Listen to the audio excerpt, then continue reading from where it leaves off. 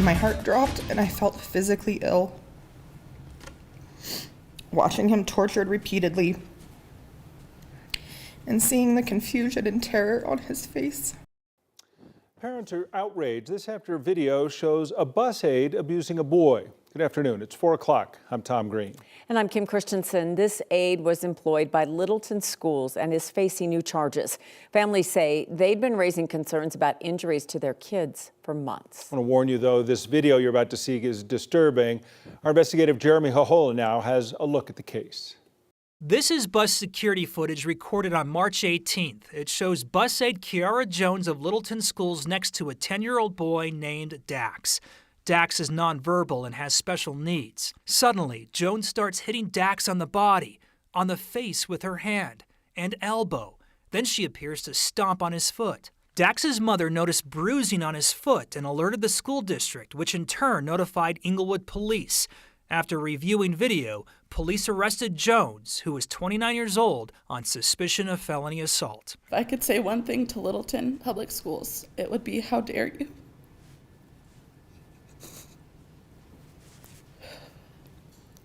How dare you fail my son in such an astonishing, preventable way? Dax's parents spoke during a press conference with their attorneys. They say they did not want their son's face blurred so the public could see the harsh reality of what happened. My sweet and loving son. Two other families spoke, saying Inglewood police have identified their children as abuse victims, with more videos yet to be publicly seen. All the families say they've been raising concerns about injuries to their children for months, since at least September of last year.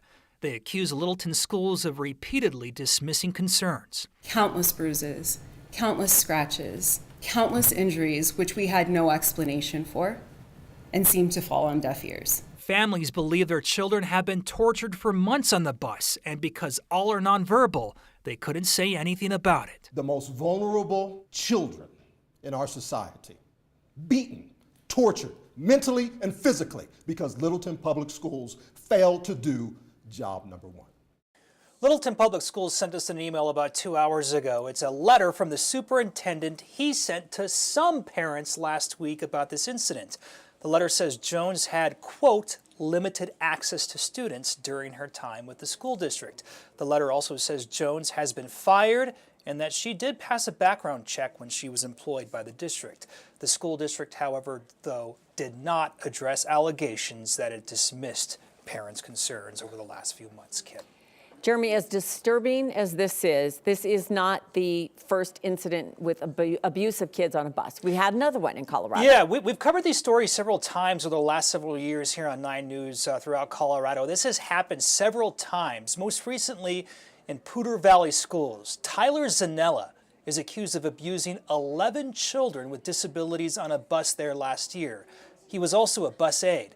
So far, video in that case has not been released to the public, but it's part of his criminal case against him. He actually pleaded guilty in January to 7 felony counts and 4 misdemeanors in that case. And this Friday, he will stand before a judge when he's sentenced, and he could get up to 14 years in prison. So we'll see what happens with this case out of Littleton. Kim.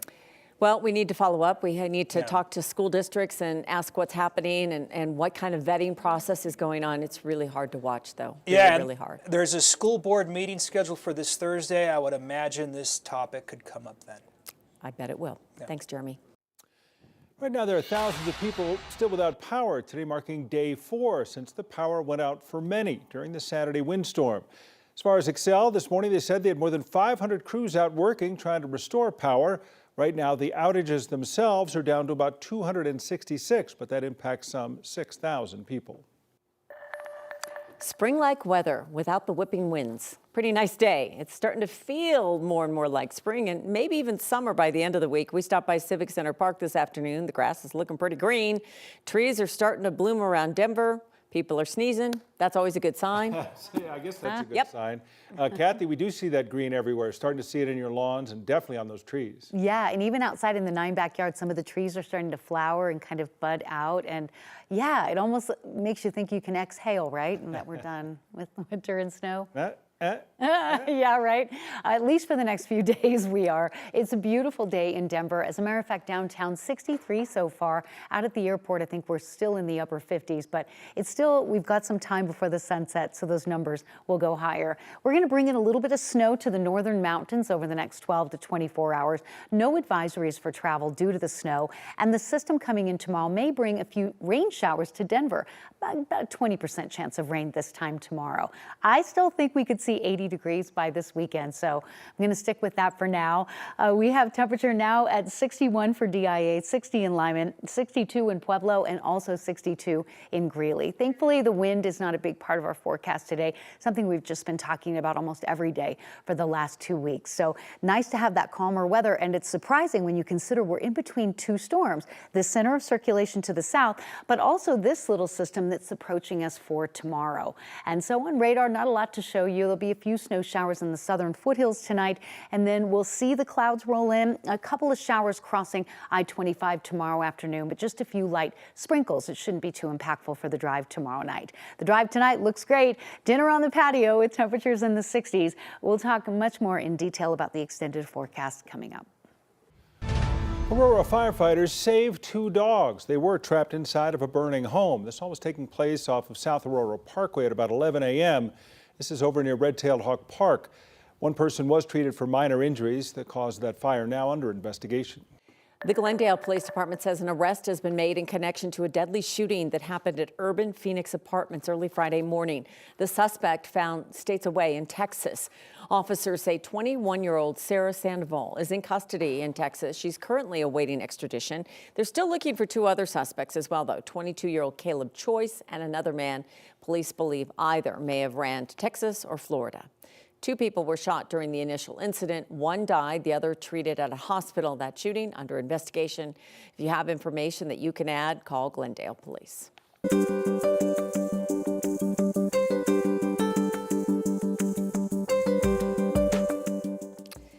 When was the last time you went to a bank, like inside the bank? A couple weeks. It's been a while, but not as frequently for sure. No, not as frequently. Most of us skip the branch visit, although I sometimes go in there, and they're always great people. Just to say hi? Yeah, seriously. We bank on our phones, but with this shift, there's been a rapid rise in digital-only banking services. So our partners at Consumer Reports gave Steve on Your Side some helpful tips about banking apps. So here is consumer investigator Steve Steger. Depositing checks, transferring funds, paying bills. Gone are the days of having to go to a physical branch to do any of these chores. Now they can be done anytime, anywhere using an app. In a recent survey, Consumer Reports found 3 of 4 Americans use 1 or more banking apps. Which apps are the best? We evaluated these apps for safety, privacy, transparency, support for financial well-being, and accessibility. CR's experts looked at apps of 5 large traditional banks and 5 online-only digital banking providers. If avoiding fees is essential to you when looking for a new banking service, a digital bank may be your best bet. But there is a trade-off. We found that most of the digital banking providers offered consumers free checking and savings accounts and tended to provide higher interest rates. On the other hand, we found that traditional banks offered more features and tools to help you budget and save. When it comes to protecting your data, all the apps have flaws, some more serious than others. Most of these apps tend to share more data than what is needed, while only some of the banking apps allow you to opt out of targeted advertising. No matter what app you choose, banking securely is important. Use Face ID or a 6-digit PIN to unlock your phone, and on the app itself, enable 2-factor or multi-factor authentication. If you lose your phone, alert your bank right away. CR also recommends that you allow the app to send you notifications for every withdrawal or deposit made to your account so that you can quickly spot potential fraud. If you have a consumer problem you want us to look into, send us an email. The address right there on your screen. I'm Steve Steger, Steve on Your Side, 9 News.